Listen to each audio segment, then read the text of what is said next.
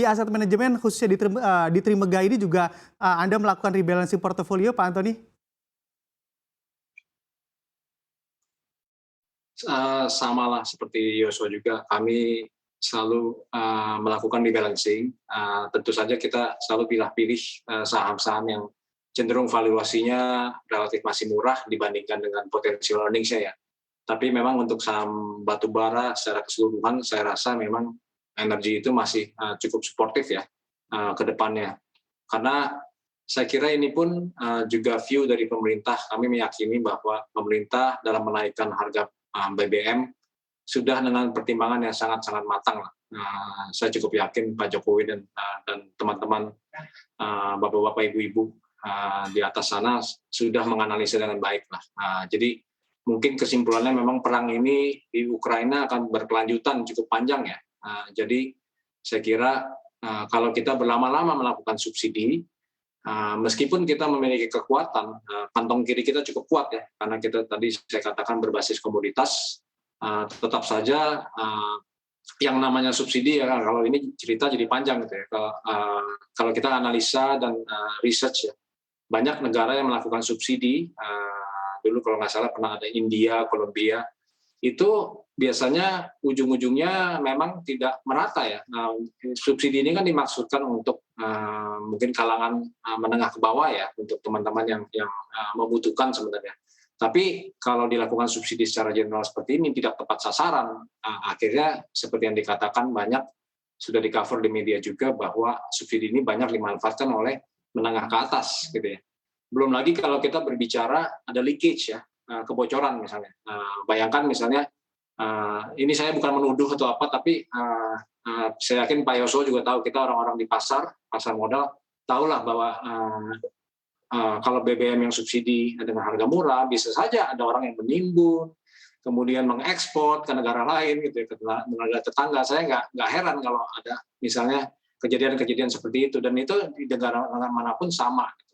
Jadi saya kira ini cukup bijaksana lah, dan saya kira cukup terukur ya, tidak anjlok secara begitu, karena memang kita diuntungkan harga minyak buminya sekarang agak sedikit turun ya, jadi masih bisa secara terukur BBM dinaikkan. Nah saya kira sih negara kita bisa lah, saya cukup optimis kita bisa manage ini dengan baik. Again tadi saya kira posisi kita lebih diuntungkan ya, karena kita berbasis komoditas dibandingkan negara lain. Oke, baik. Walaupun kita negara berbasis komoditas, tapi pemerintah juga mengatakan begitu ya, bahwa memang untuk windfall dari komoditas sendiri sebetulnya sudah tidak akan setinggi kemarin lagi. Apakah memang ini juga akan banyak berdampak pada saham-saham di sektor komoditas, Pak Yosua? Ya, yang paling kerasa mungkin yang sudah awal kena dulu ya, komoditas yang soft commodity, yaitu adalah kita punya besar juga yaitu dari CPO, dan CPO ini juga sangat seharusnya naiknya bareng ya, komoditas-komoditas lain juga naik.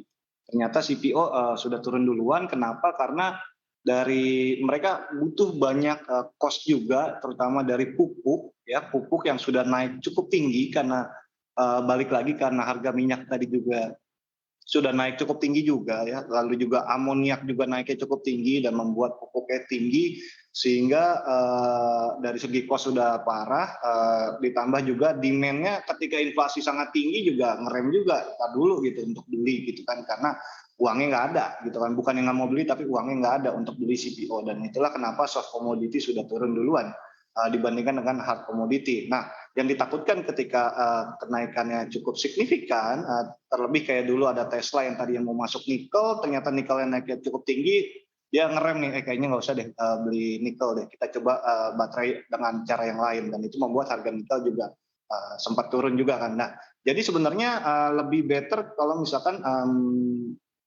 dari segi demand dan supply ini seimbang, sehingga harga juga lebih smooth ya.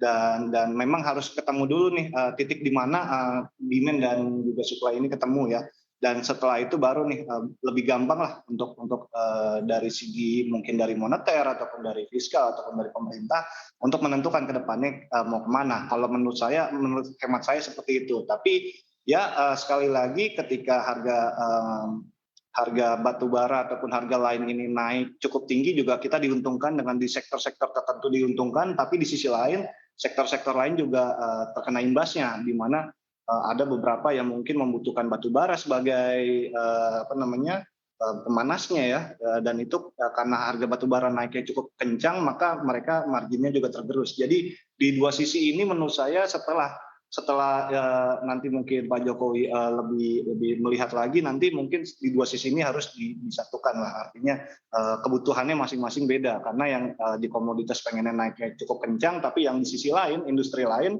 butuh harganya stabil atau turun gitu kan, jangan setinggi sekarang. Nah kalau ini tinggi terus maka mereka akan suffer juga. Jadi saya melihatnya better ketika harganya akan ketemu titiknya, mungkin tidak serendah tahun 2019, tapi bisa turun sedikit lah ya, supaya dua sisi dimenangkan. Oke, baik. Berarti harus peka juga begitu ya pemerintah dalam mengambil kebijakan dari kondisi ini. Saya akan beralih ke Pak Antoni. Pak Antoni, kita geser sedikit dari pasar IHSG, di mana kalau kita perhatikan untuk pasar emas dan juga deposito sebetulnya masih menarik atau enggak sih Pak Antoni? Karena diperhatikan dari harganya justru mengalami pelemahan. Ya, memang sebenarnya emas itu secara tradisional ya adalah hedging yang sering dipakai ya untuk hedging against inflation ya memang. Untuk inflasi itu emas adalah suatu pegangan yang baik.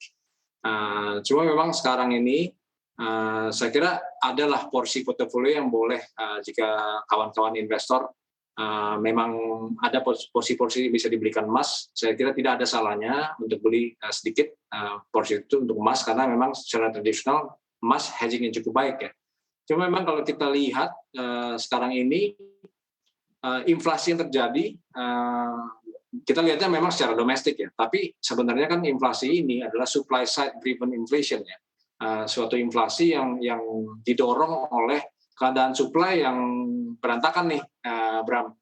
Jadi dunia terutama sebenarnya ada dua penyebabnya. Yang pertama memang perang di Ukraina, yang kedua pasca COVID itu, jadi COVID sebenarnya pandemi itu banyak meluluh lantahkan logistik kita lah di perdagangan internasional. Jadi banyak yang tidak lagi berinvestasi atau mungkin mengandalkan kapalnya seperti itu. Jadi itu membuat banyak terjadi bottleneck gitu ya. Ketika demand pasca COVID ini naik, ternyata waduh logistically nggak siap dunia, atau banyak sekali karena keadaan COVID, pabrik-pabrik, ada sebagian pabrik yang tertunda produksinya. Kita pernah dengar kan beli mobil pun chipnya harus menunggu gitu. Belum lagi ada trade war masih berlangsung ya antara Amerika dan China, itu dengan segala sentimennya itu juga banyak menimbulkan supply yang terbatas. Nah ini semua menimbulkan inflasi. Jadi yang kedua adalah tadi yang Ukraina. Nah ini supply side driven inflasi menarik menurut saya memang.